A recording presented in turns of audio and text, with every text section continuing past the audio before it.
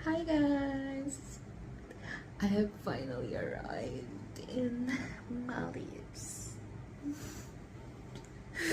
This is not to inspire but to brag. Joke lang guys. So actually itong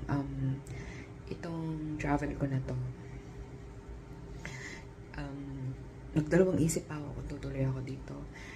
Actually, I was supposed to get free accommodation.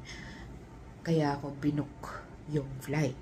But then, nagka-problema yung dapat na free accommodation ko. So, ending day is,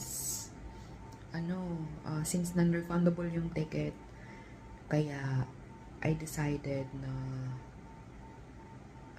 ituloy na lang kasi sayang naman, 'di ba?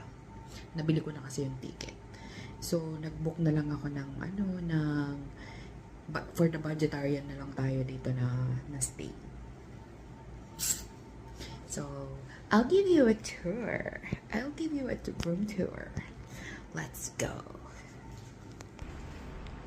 Okay, so this is the place.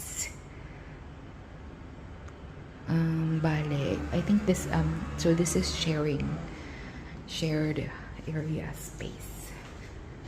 So may washer dyan, may ref. Ito yung main door.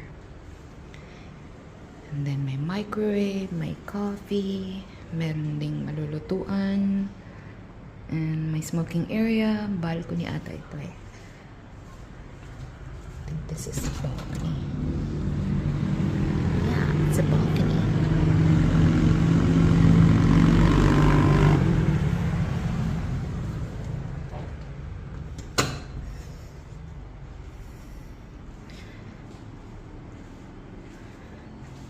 And this is the dining area.